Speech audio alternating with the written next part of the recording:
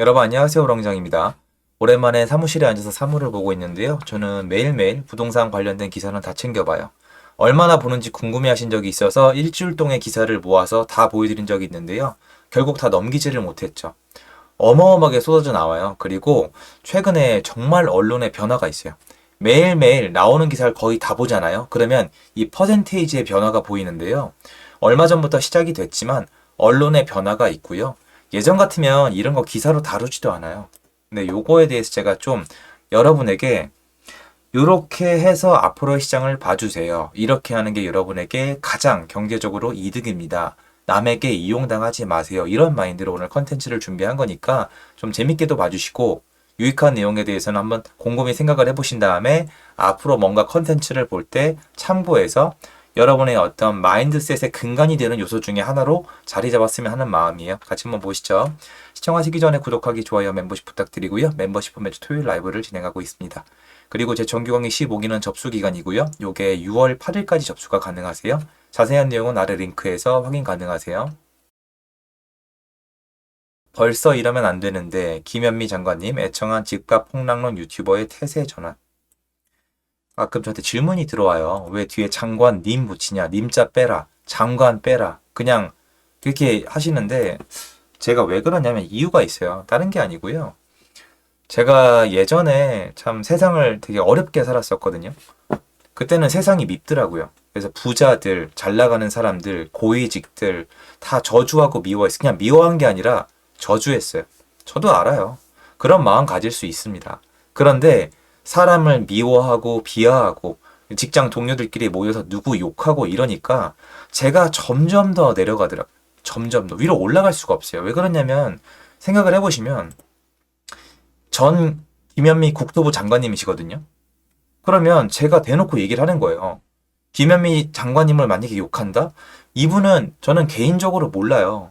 국토부 장관님을 하셨기 때문에 제가 아는 거란 말이에요. 그런데 제 말은 이 사람이 어떤 사람이다, 어떤 일을 했다도 중요하겠지만 그 전에 한국에 살면서 국토부 장관을 친구만도 못하게 비하고 쌍욕을 하면은 내가 어떤 생각이 들냐면 국토부 장관이란 개념 자체에 부정적인 인식이 끼어요. 요새 한창 안 좋은 인식이 어디로 가고 있냐면 검사. 그런데 봐봐요. 여러분 검사 되기 싫으세요? 국토부 장관 하기 싫으세요? 좋아요. 그거는 여러분 인생이 있으니까. 여러분 부모님이나 형제 자매 친인척 중에 국토부 장관 있으면 좋아요, 안 좋아요? 검사 있으면 좋아요, 안 좋아요? 전 너무 좋을 것 같은데요. 그것 때문에 그래요. 전 제가 잘 되고 싶고 제 주변 사람들한테 한국에 기여하고 사회에 기여하는 방법이 뭐뭐가 있는지 말을 하는 입장에서 이거에 대해서 어느 정도 최소한 어느 정도 존중을 했으면 좋겠습니다. 옆 동네 친구처럼 얘기하는 게 아니라. 그래서 노력하는 거지 저도 속으론 천불 날 적이 많죠, 여러분. 그런데 오랜만에 얼굴 뵈니까 또 최근 또 다른 국토부 장관님이 활동하고 계시잖아요. 참 만감이 교차하고 있습니다. 그래서 누구를 지지하고 막 이렇게 이런 게 아니고요.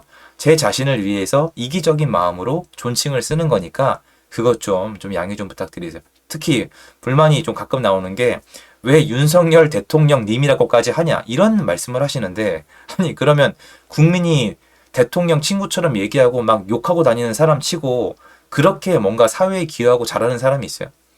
저는 항상 그렇게 해요. 정권이 어느 쪽이든 간에 가능하면 존중하려고 합니다. 근데 전 이것도 여러분이 한번 들어보시고 공유하셨으면 좋겠어요. 그러니까 이런 거랑 비슷한 거예요. 참고로 이건 저희가 뭐 다른 뜻으로 하는 내용은 아니에요. 그거에 대해서. 왜냐면 좀 이게 진행 중인 게 있어가지고 저한테 악플을 다시는 분들이 많아요. 그리고 이제 한동안 어마어마하게 심했고 협박 이메일을 보내시는 분도 계세요.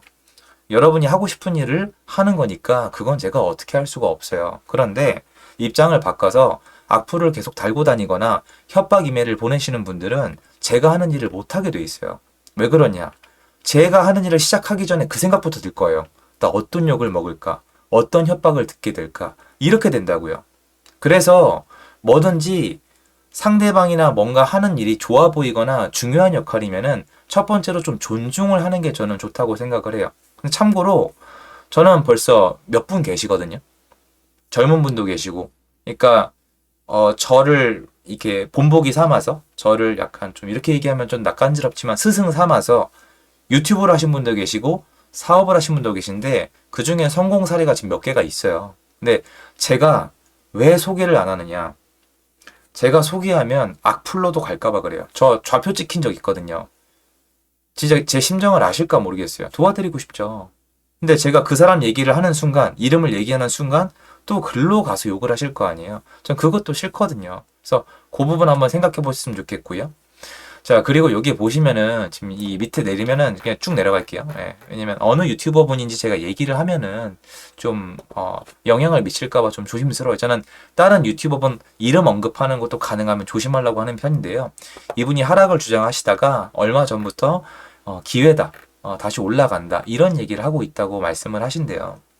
그런데 이게 종종 이거를 두려워하시는 분이 계세요. 어떤 거냐면 여러분이 지금 여기에 빠져 계실 수도 있으니까 제가 좀 말씀을 드릴게요. 제 영상을 보시는 분들 중에 제 어투, 제 기분 여기에까지 신경을 쓰는 분이 계세요. 얼음공장님이 기분이 좋은 걸 보니까 시장이 다시 올라가는 것 같아서 기분이 좋습니다. 또는 또 반대쪽도 마찬가지예요. 이분은 제가 언급을 해도 되는 게 이분은 뭐 저를 가지고 조롱하는 컨텐츠를 만든 적이 있다고 제보를 들은 적이 있어요. 라이트하우스님. 이분 같은 경우에 예를 들어 볼게요. 라이트하우스님이 갑자기 목소리가 커지고 막 말이 많다. 그러면 거기에 동조하시는 분들은 서로 신이 난단 말이에요. 근데 여러분 이게 잘됐다 잘못됐다가 아니라 이쪽 생태계가 이거예요.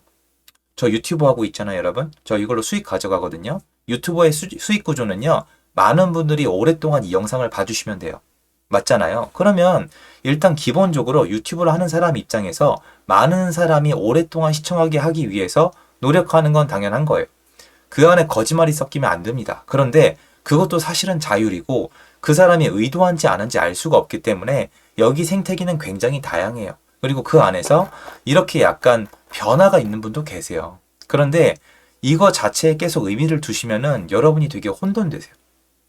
만약에 제가 오늘 영상을 찍는 이유 중에 하나인데 여러분이 이분이 태세를 전환했다고 해서 부동산에 대한 의견이 바꾼다? 그러면 제가 부탁드리는데 투자하시면 안 돼요. 진짜예요. 제 경험 가지고 말씀드리는 거예요. 주변 사람한테 시샘을 느끼고 남을 질투하고 주변에 흔들리고 과거에 발목이 잡히시는 분들은 투자를 오래 하면은 멘탈이 버텨내질 못해요. 저도 힘든 편이거든요. 이분이 태세 전환 하든 말든 그냥 자기 맘인 거예요. 그 이론을 들어보고 땡인 거예요. 그리고 저는 이거는 이제 제 완전 사견인데 이 하락론을 벌이시는 분들 있잖아요. 그러니까 요거 좀 생각을 해보세요. 저처럼 얘기하는 사람들은 이거 말고도 직접 투자를 굉장히 많이 해요. 특히 저는 좀 심한 편이에요. 그리고 시장이 좋았기 때문에 돈 많이 벌었어요. 솔직히 제가 봐도 제 주제에 넘게 벌었습니다. 그러니까 수익 구조가 따로 있는데 폭락을 주장하시는 분들은 수익 구조가 별로 없어요.